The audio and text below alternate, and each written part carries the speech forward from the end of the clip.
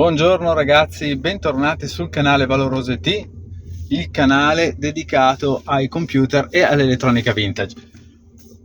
Scusate, sto guidando, ultimamente ho un po' meno tempo per fare video, quindi ho deciso di farne un po' per rimanere in contatto anche in macchina nel breve tragitto che ho tra casa e lavoro. E oggi volevo parlare della donazione che mi aveva fatto Vittorio, quella che era composta da un bel po' di oggetti. Vi avevo detto che vi avrei fatto sapere se questi oggetti funzionavano o meno, che cosa andava, che cosa non andava. Allora, la donazione era composta da un monitor Commodore 1702 con il suo manuale. Dopodiché c'erano due Commodore 64, di cui uno dei due era boxato, originale, con l'alimentatore. E il box in ottime condizioni, quindi sia i cartoni che i polistiroli erano in ottime condizioni. L'altro Commodore 64 con il suo alimentatore era senza scatola e ha il kernel modificato. Infatti dietro ha un interruttore che consente di switchare tra il kernel originale e quello modificato. Poi avevamo due floppy disk drive Commodore 1541, di cui uno dei due boxato ma senza il cartone, solo con i polistiroli. Comunque un dataset per il Commodore 64 boxato. Poi relativamente a IBM abbiamo il monitor IBM 8513 da 12 pollici a colori e il computer IBM 8530 con processore Intel 286 e anche con processore matematico 287. Questo più o meno era l'elenco, spero di non essermi dimenticato nulla, delle cose che mi ha donato Vittorio. Lo ringrazio molto perché è veramente una donazione incredibile, molto, molto ricca. Allora, io ho già provato tutto, alcune cose le avete già viste, che le ho pubblicate sul canale, e la prima cosa che ho sistemato è stato sicuramente il monitor Commodore 1702. Allora, cercavo un monitor CRT originale Commodore, era un po' che lo cercavo, però su eBay hanno tutti dei prezzi assurdi, si parla anche di 200 euro, 300 euro per un monitor funzionante in buone condizioni. Questo qua che mi è stato regalato è stato veramente gradito. Quando è arrivato era molto sporco e non sapevo esattamente se funzionava, infatti aveva anche la spina che era molto malandata. Allora io l'ho provato velocemente, ho visto che si accendeva, funzionava, allora l'ho smontato tutto, ho controllato bene tutto quanto, ho visto che i condensatori erano a posto, ho pulito bene tutte le schede, ho proprio smontato anche il tubo catodico dal contenitore di plastica, proprio in 1000 pezzi, li ho puliti tutti in maniera quasi ossessiva, quindi adesso mi trovo un monitor originale Commodore 1702 nuovo, funziona perfettamente ed è in condizioni estetiche pari al nuovo. Forse ha un paio di graffietti, però nulla di particolare. E di questo sono veramente molto contento. Dei due Commodore 64, quello nella scatola, e quindi col cartone originale e polistiroli, non funziona da schermo nero. Ho già provato anche a accenderlo 2 o 3 volte, sa, no, che magari c'è un po' di ossido all'interno dell'interruttore, ma niente, quello proprio sembra morto. Allora non mi sono messo a guardarci sopra con più attenzione, perché di Commodore 64 già funzionanti ne ho un po' nelle varie versioni, perché ho la versione C, la versione G, 64 biscottone, insomma ne ho un po' già funzionanti. Quindi questo qua per il momento lo tengo lì tranquillo in attesa di avere più tempo per poterci guardare addosso. Invece il Commodore 64, quello con il kernel modificato, inizialmente non funzionava perché non so, dava schermo nero, però si vedeva qualcosa sul segnale video che si muoveva quando muovete l'interruttore, accendete o spegnete, vedete un minimo di interferenza.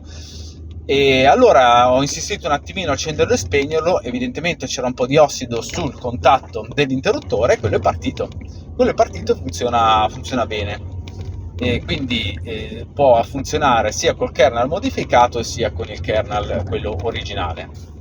Dei due floppy disk drive, il Commodore 1541, non sono riuscito a farne funzionare nemmeno uno.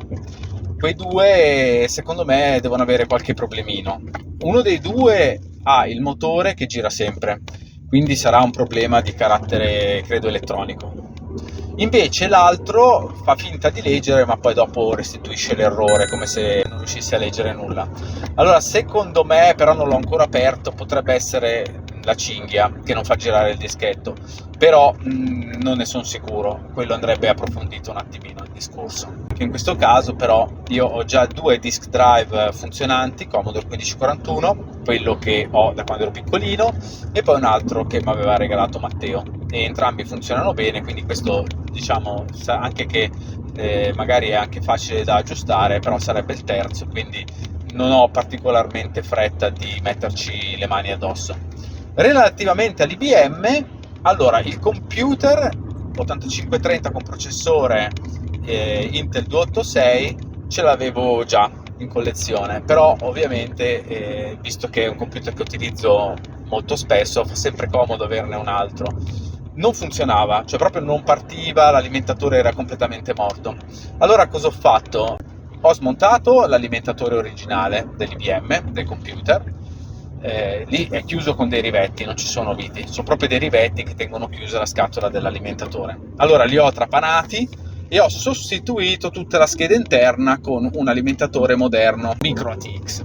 Comunque è un alimentatore moderno, molto piccolino. Gli ho tirato fuori la scheda dall'alimentatore moderno, che ovviamente, essendo più piccola di quello vintage, ci stava dentro molto bene, e l'ho fissata con dei supportini plastici e incollati bene in modo che non si stacchino, e ho diciamo collegato i rispettivi piedini dei connettori originali dell'alimentatore ai fili delle varie tensioni. Allora, negli alimentatori moderni manca il meno 5 volt, perché abbiamo il più 5, il più 12 volt, il meno 12, ma manca il meno 5, che invece nei vecchi alimentatori, quelli AT e anche quelli degli IBM, c'era.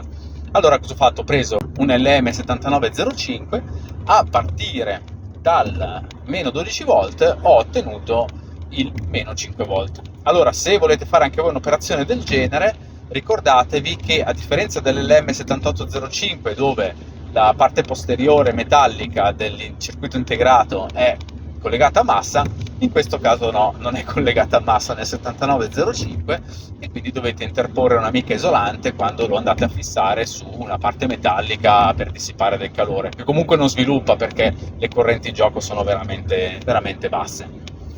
Allora, modificato l'alimentatore, il computer funzionava abbastanza bene. C'è stato il problema del classico real-time clock, il Dallas DS1287. Non ho messo l'NVX287 come ho fatto nell'altro IBM, in questo caso mi sono divertito a modificare il Dallas DS1287 tirando fuori i contatti della batteria, quindi fresandolo dove si suggerisce di farlo e andando a tirare fuori 2 contatti della batteria. Lì ho scritto un articolo sul mio blog su come esattamente fare questa operazione, quindi dove andare a fresare, quale contatto interrompere e come andare quindi a dare tensione alla circuiteria interna del DS1287 in modo che possa ritornare a funzionare.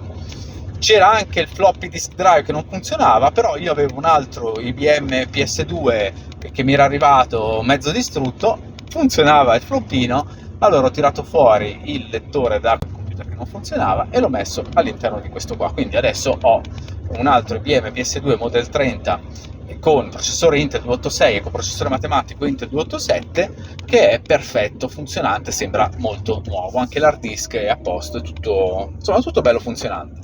Invece il monitor IBM 8513 che mi ha donato sempre Vittorio, l'ho pulito bene, funziona anche lui.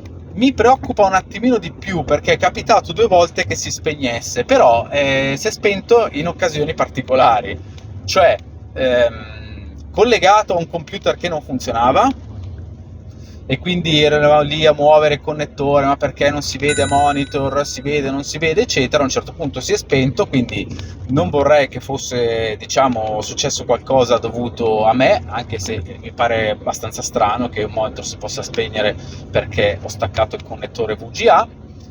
E in una seconda occasione non si è spento, nella seconda occasione non si vedevano più alcuni colori, poi però ho guardato all'interno del connettore ed era rientrato un contatto. Per fortuna, rimesso quel contatto, il monitor è rimasto sempre acceso. L'ho provato anche per diverse ore sopra appunto il computer suo originale IBM 8530 e continua a funzionare. Quindi, il dataset invece, il dataset C2N del Commodore non l'ho provato, perché di quelli anche lì ne ho un bel tot e quindi non avevo necessità di uno in più. Bene, quindi questo è il totale del report, del riassunto dei vari regali che avevo ricevuto da Vittorio, per sapere che cosa funzionava e che cosa non funzionava. Spero che questo video vi sia piaciuto, anche se realizzato in condizioni un pochino di fortuna. Adesso sono arrivato a lavoro e quindi ci vediamo la prossima volta. Statemi bene, ciao ciao, a presto!